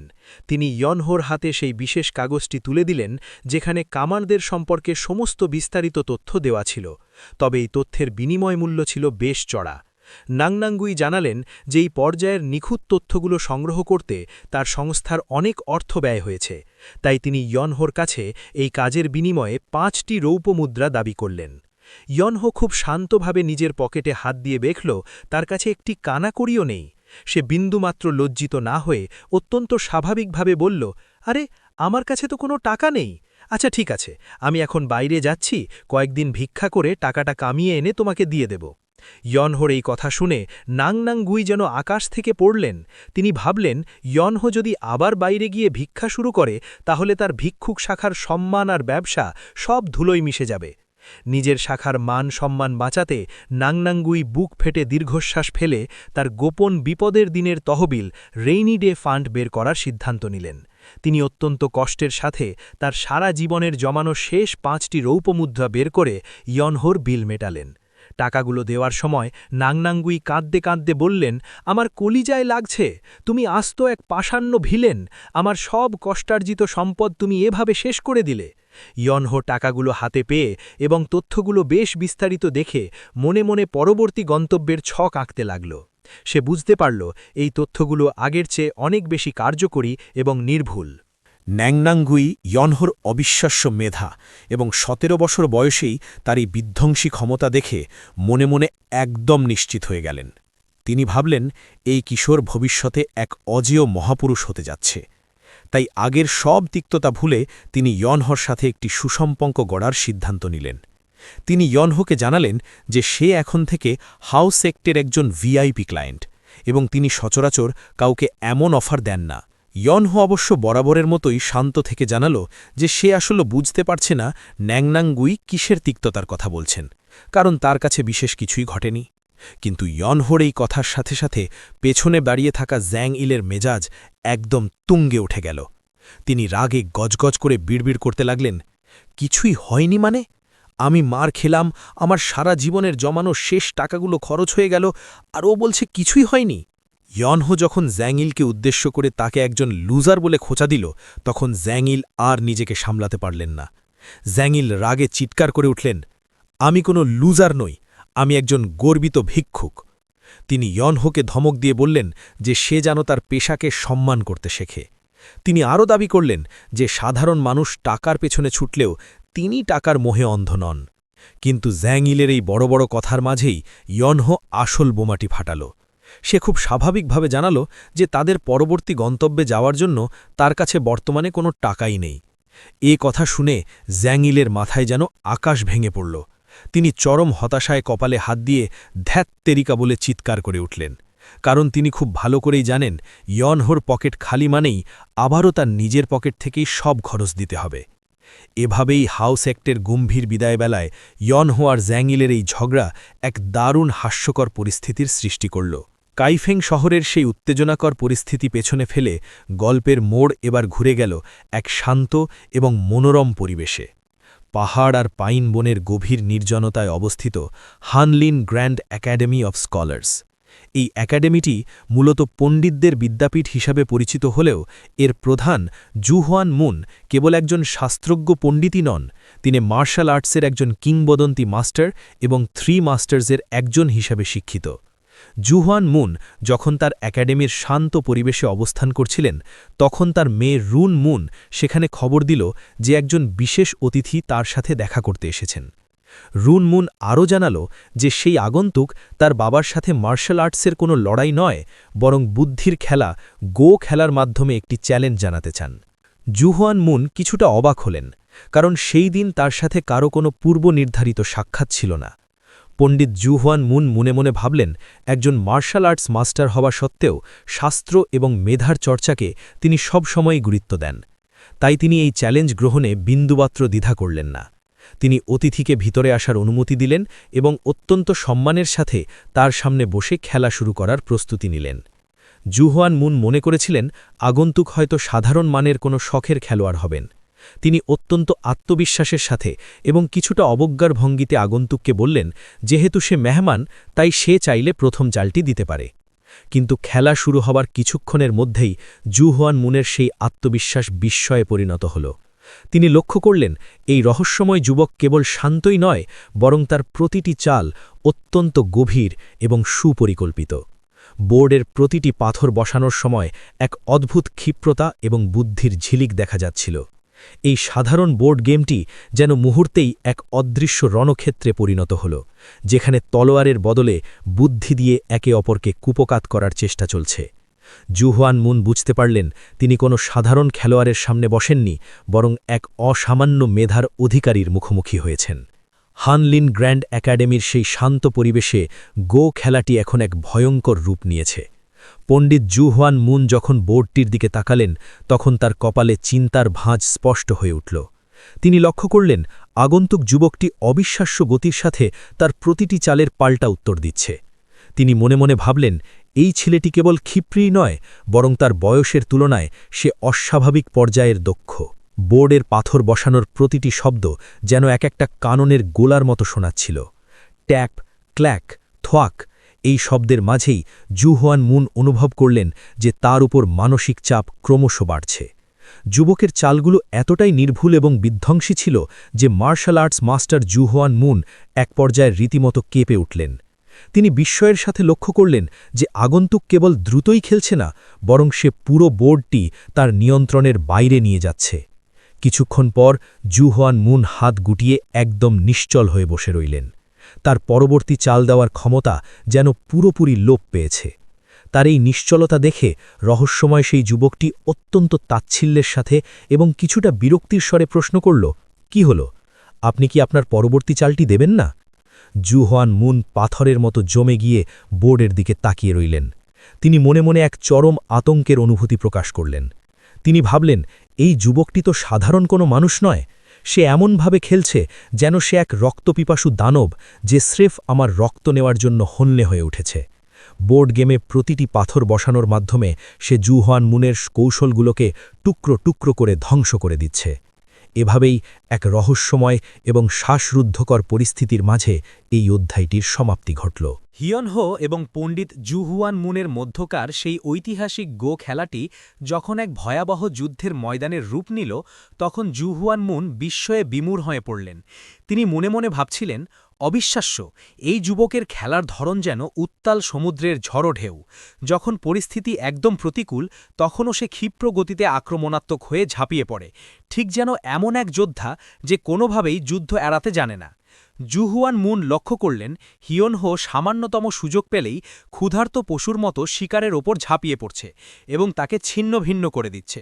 তার মনে হল তিনি কোনো মানুষের সাথে নয়, বরং এক রক্তপিপাসু দানবের সাথে লড়াই করছেন। খেলা শেষে পণ্ডিত জুহুয়ান মুন মুগ্ধতা নিয়ে কথা বলা শুরু করলেন। তিনি বললেন, এটি সত্যি এক অসাধারণ ম্যাচ ছিল। তোমার এই অনন্য খেলার শৈলী কি কোনো প্রথিতযশা গুরুর কাছ থেকে শেখা? হিয়নহো অত্যন্ত বিনয়ের সাথে মাথা নত করে উত্তর দিল, ধন্যবাদ। আসলে আমার এই সবটুকুই সম্ভব হয়েছে আমার সেই রাগী বুড়ো গুরুর কারণে। তিনি আমাকে এই বোর্ড দিয়ে রীতিমতো নির্যাতন করে শিখিয়েছেন। হিয়নহোর মনে পড়ে গেল সেই অন্ধকার গুহার দিনগুলোর কথা। তার গুরু এক কঠিন শর্ত দিয়েছিলেন, যদি তুমি জিততে পারো তবে 3 দিনের বিশ্রাম পাবে, কিন্তু যদি হেরে যাও তবে তোমার প্রশিক্ষণ হবে আগের চেয়ে 10 গুণ কঠিন। হিয়নহো দীর্ঘশ্বাস ফেলে পণ্ডিতকে বলল, হ্যাঁ, তিনি ছিলেন একেবারেই এক বিরক্তিকর বুড়ো মানুষ। পণ্ডিত মশাই, যদি খুব বেশি সমস্যা না হয় তবে আমি কিছুদিন এখানে থাকতে চাই। আমার গুরু তার উইলে লিখে গিয়েছিলেন যেন আমি এই পণ্ডিতদের উদ্যানে কিছু সময় কাটাই। জুহুয়ান মুন সানন্দে রাজি হয়ে বললেন, ওহ, তাহলে তুমি তোমার গুরুর শেষ ইচ্ছা পূরণ করছো। এটি আমাদের কর্তব্য তোমাকে সাহায্য করা। আমরা তোমার থাকার ব্যবস্থা করছি। তিনি তার মেয়ে ইউনজিকে ডেকে বললেন, ইউনজি, আমাদের অতিথির জন্য একটি ঘর প্রস্তুত করো এবং নতুন পোশাকের ব্যবস্থা করো। তার আগে তাকে স্নানঘরে নিয়ে যাও। ঠিক সেই মুহূর্তে হিয়নহো কিছুটা ইতস্তত করে জানালো, আসলে আমার একটা সমস্যা আছে, আমার কাছে কোনো টাকা নেই। জুহুয়ান মুন অট্টহাসি দিয়ে উঠলেন, হা হা হা, আমরা অতিথিদের কাছ থেকে কখনো মূল্য নেই না। তুমি না বললেও আমি নিজেই তোমাকে থাকার আমন্ত্রণ জানাতাম। তবে বিনিময়ে মাঝে মাঝে আমার বা অন্য অতিথিদের সাথে এক হাত গো খেললে আমি খুব খুশি হব। হিয়নহো রাজি হল এবং ইউনজির সাথে স্নানঘরের দিকে রওনা দিল। স্নানঘরে গিয়ে গরম পানির পরশে হিয়নহোর মনে হল তার শরীরটা যেন একদম শুকনো কাঠির মতো হয়ে গেছে। দীর্ঘদিনের অনাহার আর অবহেলায় তার হাড় জিরজিরে অবস্থা। হিয়নহো ভাবল, আমি তো ছোটবেলায় স্নান করতে একদম পছন্দ করতাম না, কিন্তু এখানকার পানির ছোঁয়ায় মনে হচ্ছে আমার ত্বক যেন সজীব হয়ে উঠছে। সে তার গুরুর কথা মনে করে বিড়বিড় করল, শীষ, আমি এতটাই শান্তিতে আছি যে কেঁদে ফেলতে পারি, সবই সেই বুড়ো লোকটার কারণে। এদিকে স্নানঘরের বাইরে ইউনজি নতুন কাপড় নিয়ে অপেক্ষা করছিল আর মনে মনে বিরক্ত হচ্ছিল তার বাবা কেন এমন এক ছন্নছাড়া লোককে অতিথি করলেন। এমন সময় হিয়নহো স্নান সেরে একদম খালি গায়ে বাইরে বেরিয়ে এলো। তার শরীরের সুগঠিত মাংসপেশি আর 6 প্যাক দেখে ইউনজি লজ্জায় লাল হয়ে গিয়ে চিৎকার করে উঠল, তাড়াতাড়ি এই কাপড় পরে নিজেকে ঠাকো। হিয়নহো কাপড় পরে যখন ফিটফাট হয়ে জিজ্ঞেস করল, কেমন লাগছে?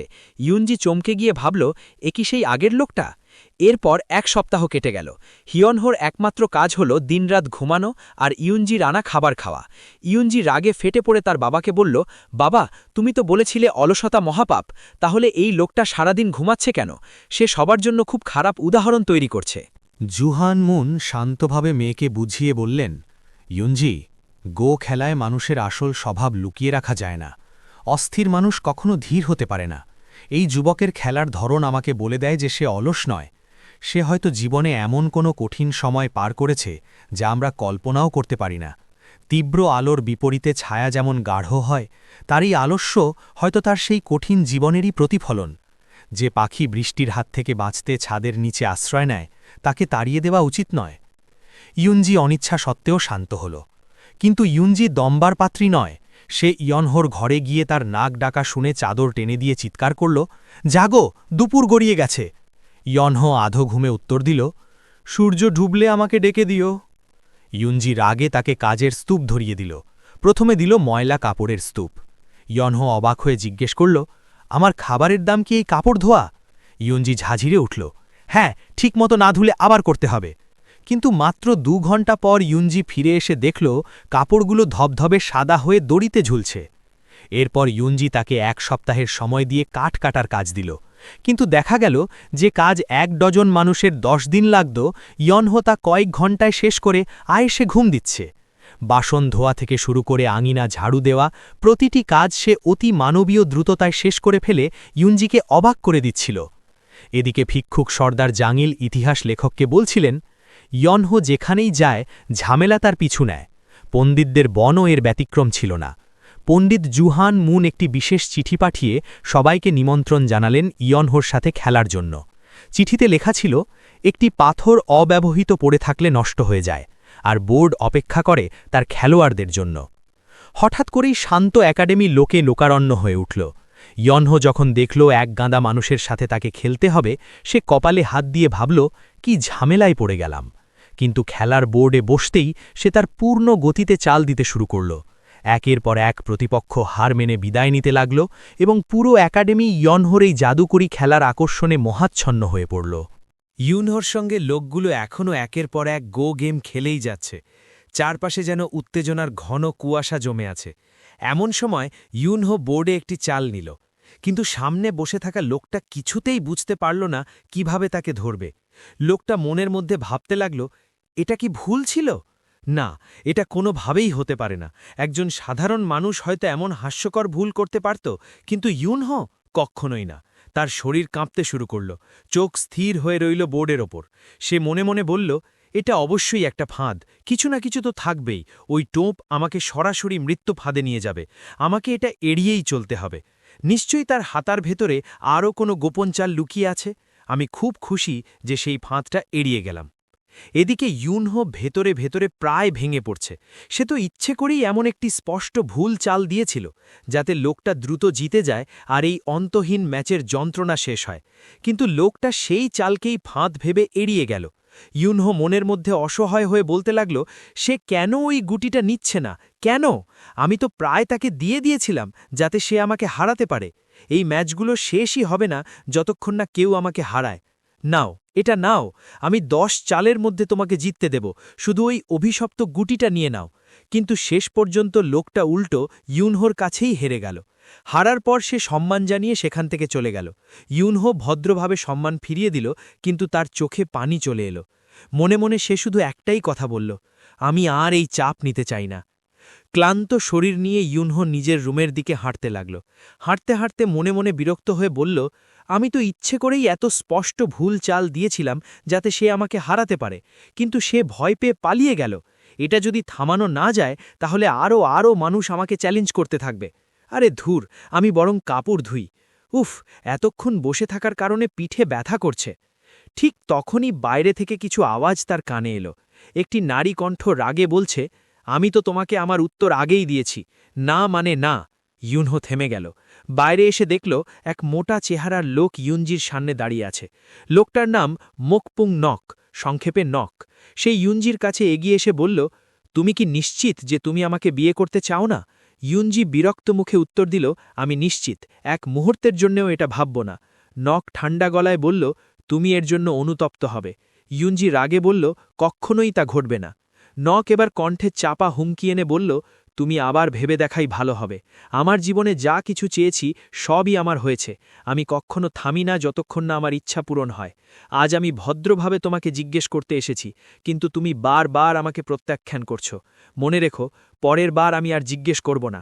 তুমি কি চাও সম্মানিত হানলিন মহাপণ্ডিত একাডেমির গৌরবময় ইতিহাস তোমার কারণেই শেষ হয়ে যাক? ইউনজি তীক্ষ্ণ দৃষ্টিতে তাকিয়ে বলল, চেষ্টা করো যদি পারো, একাডেমি এত সহজে পতন হবে না। নক মুচকি হেসে বলল, তুমি ঠিকই বলেছ, কিন্তু আমি নিশ্চিতভাবেই এটা করতে সক্ষম। তুমি তো সেটা জানো, তাই না?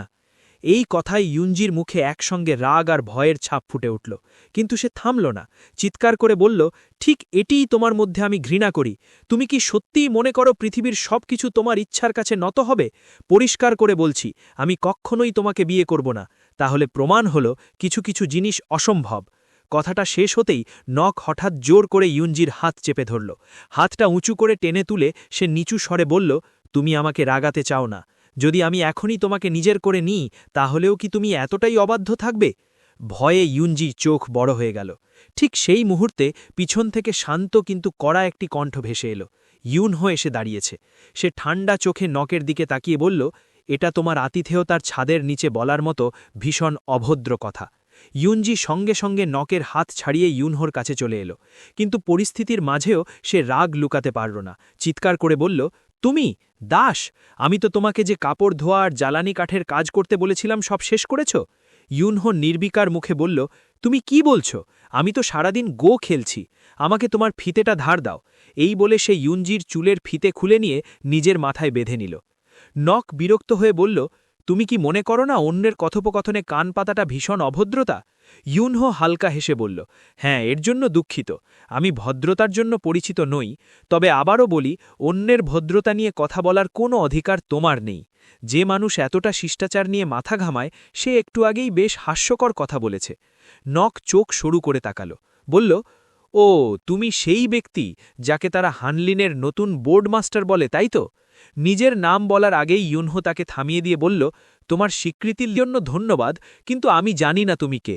বিরক্ত করো না, আমি কখনোই তোমার নাম জানতে চাইনি, তার উপর সেটা আমার কোনো কাজে আসবে না। কথাটা শুনে নকের রাগ যেন মাথায় চড়ে গেল। দাঁত চেপে সে বলল, বোর্ডের মাস্টার, তোমার উচিত ছিল তোমার ছোট ছোট বোর্ড খেলার মধ্যেই সীমাবদ্ধ থাকা, তাহলে কোনোদিনই তুমি আমার নজরে পড়তে না। ইউনহো ঠোঁটে হালকা ব্যঙ্গের হাসি এনে বলল, এই ব্যাপারে তোমার প্রতি আমার সহানুভূতি আছে। তুমি চোখে পড়ার মতো আকর্ষণীয়, তাই বাজি ধরে বলতে পারি যেখানেই যাও মানুষ তোমাকে লক্ষ্য করে। আমিও কিছুক্ষণ আগে তোমাকে লক্ষ্য করেছিলাম। এই কথায় নকের রাগ আরও বেড়ে গেল, কিন্তু ঠিক তখনই কিছু অতিথি সেখানে এসে পড়ল। একজন হাসতে হাসতে বলল, ওহ, দেখো কে এসেছে। নক, তুমি কি বো খেলার জন্য এসেছ? আরেকজন ইউনহোকে দেখে বলল, মাস্টার উই, আমি আগামীকাল আরেকটি ম্যাচ চাই, যদি অনুমতি দাও। ইউনহো সহজ স্বরে বলল, হ্যাঁ, অবশ্যই। পরিস্থিতি বুঝে নক সেখান থেকে সরে যেতে লাগল। যাওয়ার আগে ইউনজির দিকে তাকিয়ে ঠান্ডা গলায় বলল, আজ আমি বিদায় নিচ্ছি, কিন্তু এটা মনে রেখো, আগামী 3 দিনের মধ্যে যদি তোমাকে আমার বাহুডোরে না দেখি, তাহলে আমি নিজেই ব্যবস্থা নেব।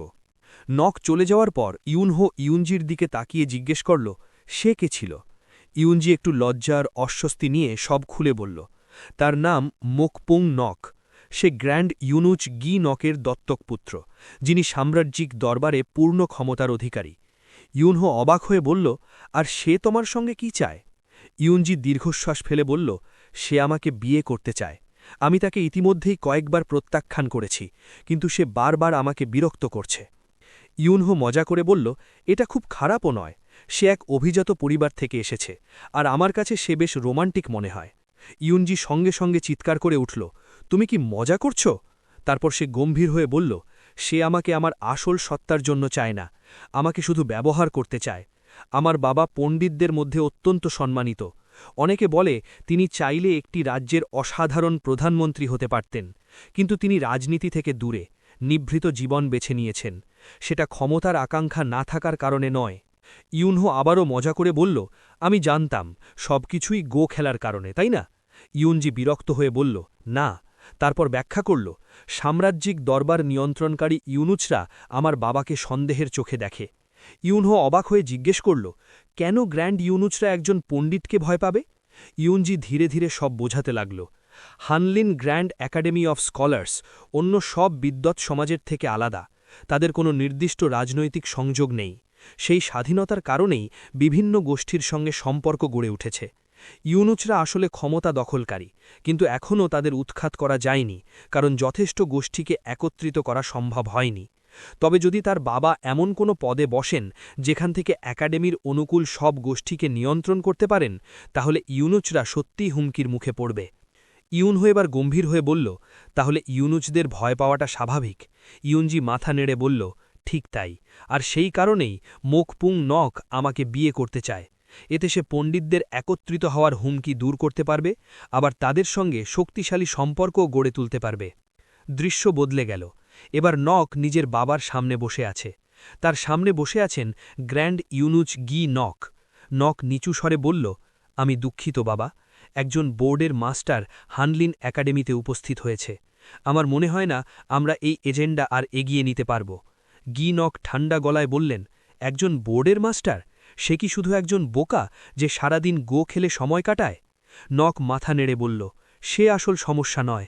সমস্যা হল দেশের নানা প্রান্ত থেকে প্রভাবশালী মানুষজন তার সঙ্গে গো খেলতে জড়ো হয়েছে। এত চোখ যখন আমার চালের দিকে তাকিয়ে আছে, তখন আমার প্রতিটি পদক্ষেপই নজরে পড়বে। একটি ভুল পদক্ষেপই প্রবল প্রতিক্রিয়া ডেকে আনতে পারে। গি নক কিছুক্ষণ চুপ করে থেকে বললেন, আমি বুঝতে পারছি, তোমার দ্বিধা স্বাভাবিক, কিন্তু মনে রেখো, এই মিশন শুধু তোমার নিরাপত্তার জন্য নয়। মাস্টার নিজে তোমাকে সাম্রাজ্যিক দরবারের নিয়ন্ত্রণ নেওয়ার দায়িত্ব দিয়েছেন। ব্যর্থতা কোনো বিকল্প নয়। এটা তোমার জন্য যেমন সত্য, আমার জন্য তেমনই। মাস্টারকে হতাশ করার ভয়েই মৃত্যুর থেকেও বড়। তুমি কি বুঝতে পারছো আমি কি বলতে চাই? নক সঙ্গে সঙ্গে মাথা নত করে বলল, হ্যাঁ বাবা, আমি বুঝতে পেরেছি। তারপর গি নকের চোখে এক ভয়ঙ্কর শীতলতা নেমে এলো। তিনি ধীরে ধীরে বললেন, কখনো কখনো কঠিন চাল খেলতেই হয়। নক অবাক হয়ে জিজ্ঞেস করল, কী ধরনের কঠিন চাল? গি নক ধীরে স্পষ্ট স্বরে বললেন, একাডেমিতে অনেক প্রভাবশালী ব্যক্তিত্ব জড়ো হয়েছে, আর আমরা সেটিকে আমাদের সুবিধায় কাজে লাগাতে পারি। তাদের সবাইকে শিরচ্ছেদ করো, যার মধ্যে রয়েছে সেই ব্যক্তিও যাকে তারা হানলিনের বোর্ডের মাস্টার বলে ডাকে। এই কথার সঙ্গে সঙ্গে রাতের বাতাস যেন আরও ভারী হয়ে উঠল। সামনে আসছে এমন এক ঝড় যেখানে গো বোর্ডের চাল আর রাজনীতির চাল একসঙ্গে রক্তাক্ত পরিণতির দিকে এগিয়ে যাবে।